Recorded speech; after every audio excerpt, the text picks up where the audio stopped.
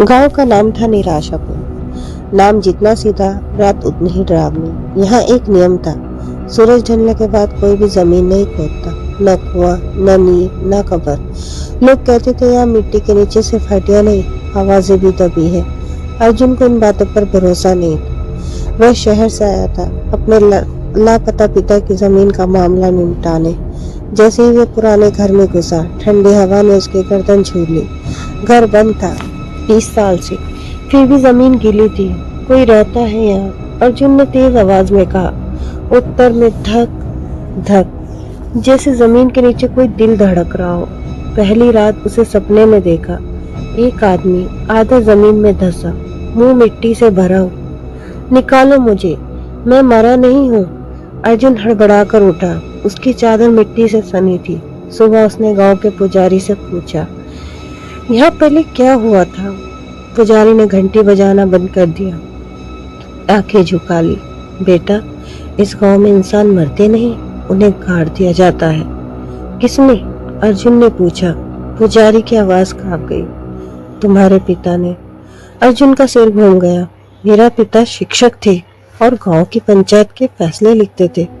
पुजारी बोला, जब कोई सच बोलता उसे चुप कराने का सबसे आसान तरीका था जिंदा दफन। उसी रात अर्जुन ने खुदाई शुरू की। हर फावड़े के साथ बदबू बढ़ती गई, सड़े हुए मांस और डर की। अचानक फावड़ा किसी नरम चीज में धंस गया। निकालो मत। नीचे से गले में अटकी हुई आवाज आई। अर्जुन की सांस रुक गई। मिट्टी हटाई तो एक चेहरा दिखा। आंखें खुली, जीभ कटी हुई। चेहरा फुसफुसाया, सच दबा है हमारे साथ। तभी जमीन के चारों ओर हाथ निकलने लगे, दर्जनों, सभी अर्जुन की ओर बढ़ते हुए। एक और आवाज आई, पापा ने हमें यही सिखाया था, चुप रहना। अर्जुन पलटा। उसके पिता खड़े थे, वैसे ही जैसे 20 साल पहले थे। पापा, अर्जुन रो पड़ा। तुमने खोद दिया। पिता मुस्कुराए। अब ये सब तुम्हारे हैं। जमीन फटने लगी। गांव के नीचे दफन सारे लोग बाहर आने लगे, बिना आंखों के, बिना जबड़ों के, पर आवाजों से भरे। इसे भी गाड़ दो, सभी एक साथ बोले। सुबह गांव के लोग पहुंचे। घर था, गड्ढे थे, लाशें थी, पर अर्जुन नहीं था। उस जगह एक नई मिट्टी का ढेर था और उस पर उंगलियों से लिखा था, गड़े मुर्दे याद रखते हैं और बदला भी। अर्जुन के गायब होने के बाद निराशापुर में अजीब शांति फैल गई थी। जैसे शांति मौत के बाद नहीं, बल्कि किसी बड़े सच के दब जाने के बाद आती है। गांव वालों ने उस जगह को घेर दिया जहां अर्जुन की मिट्टी की ढेरी मिली थी। कोई रोया नहीं, कोई सवाल नहीं पूछा। सब जानते थे जो जमीन ने ले लिया वो वापस नहीं आता। 3 दिन बाद अर्जुन की बहन काव्या शहर से आई। वह अपने भाई को ढूंढने नहीं, बल्कि उसके पीछे छूटे डर को समझने आई थी। जैसे ही उसने घर का दरवाजा खोला, वही बदबू, गीली मिट्टी, सड़ा हुआ पसीना और पुराना खून। कमरे में सब कुछ वैसा ही था, बस एक चीज नहीं थी। दीवार पर उंगलियों से लिखा था, तू देर से आई है। काव्या की सांस रुक गई।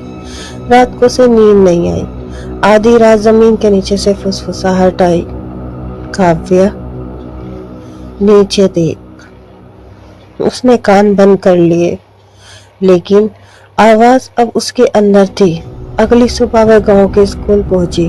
पुराने रजिस्टर में से कई नाम मिले, ऐसे लोग जो कभी कहीं गए ही नहीं, फिर भी लापता लिखे थे। स्कूल के चपरासी ने डरते हुए कहा, मैडम, यहाँ जो ज्यादा सवाल पूछता है वो मिट्टी में मिल जाता है।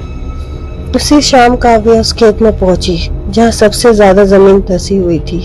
उसने बस एक कदम रखा, धक, जमीन ने उसे पकड़ लिया। वह गड्ढे में नहीं गई, बल्कि जमीन उसके पैरों से लिपट गई। नीचे से कई आवाजें आई, बच्चों की, औरतों की, मर्दों की। हम सब ने इंतजार किया, अब तू सुनेगी। अचानक सामने से एक चेहरा उभरा। अर्जुन, पर वैसा नहीं जैसा वह था। उसकी आंखें खाली थी, चेहरा मिट्टी से बना हुआ। दीदी, उसने कहा, यहाँ मरते नहीं, यहाँ यादों में बदल जाते हैं। काव्या रो पड़ी। तुम जिंदा हो? अर्जुन ने सिर हिलाया। हम सब जिंदा हैं, पर बाहर जाने लायक नहीं। तभी जमीन फटने लगी। कई कंकाल, अधजले शरीर और बिना चेहरों वाले लोग बाहर आने लगे। एक औरत बोली, तेरे पिता ने हमें दबाया, तेरे भाई ने सच खोदा, अब तू फैसला कर। काव्या चीखी, क्या चाहती हो तुम? सबने एक साथ कहा, कोई और यहाँ ना आए। काव्या ने आखिरकार हिम्मत करके उस पुराने घर की तिजोरी खोली। अंदर एक मोटी फाइल, कुछ पीले पड़े कागज और एक डायरी थी। डायरी के पहले पन्ने पर लिखा था, अगर कोई ये पढ़ रहा है तो समझ लेना मैं हार गया। काव्या के हाथ कांपने लगे। डायरी में अर्जुन के पिता ने सब कुछ खुद लिखा था। निराशापुर एक साधारण गांव नहीं था।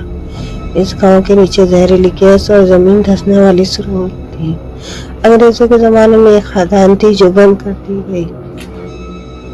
सरकार ने गांव हटाने का आदेश दिया था, लेकिन कुछ लोग लालच में यही रहना चाहते थे। आगे लिखा था, जब मैंने जबरदस्ती गांव खाली कराना चाहा तो कुछ लोग हिंसक हो गए। उन्होंने बच्चों और औरतों को ढाल बना लिया। काव्या की आंखों से आंसू गिरने लगे। डायरी का अगला पन्ना सबसे भयानक था। एक रात खदान की सुरंग धंस गई। कई लोग जमीन के नीचे दब गए। अगर सच बाहर आता तो पूरे जिले में दहशत फैल जाती। सरकार मुझे बलि का बकरा बना देती। इसलिए मैंने उस डायरी, उस हादसे को छुपाया। जमीन को फिर से भरवा दिया। लोगों को लापता घोषित कर दिया। मैंने उन्हें मारा नहीं, लेकिन मैंने उन्हें बचाया भी नहीं। उसी पल काव्या के पीछे से आवाज आई, तुमने पढ़ लिया। वह पलटी। अर्जुन के पिता खड़े थे, थके हुए, टूटे हुए। आपने उन्हें मरने दिया?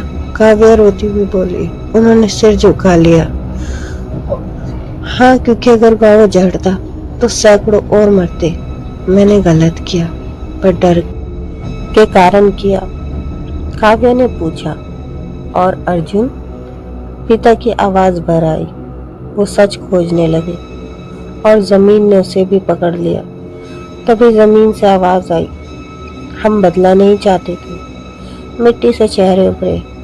हम चाहते थे कि सच बताया जाए। काव्या ने जोर से कहा, अब सब जानेंगे। अगले दिन काव्या ने डायरी सार्वजनिक कर दी। सरकार ने जांच बिठाई। निराशापुर को हमेशा के लिए खाली कराया गया। कुछ हफ्तों बाद जब काव्या आखिरी बार वहां गई, जमीन शांत थी। बहुत हल्की आवाज आई, अब वजह समझ में आ गई। अब हम चैन से हैं। और उसी दिन के बाद न वहां कोई आवाज आई, न कोई साया दिखा। निराशापुर एक सबक बन गया। डर से छुपाया गया सच जमीन के नीचे भी जिंदा रहता है।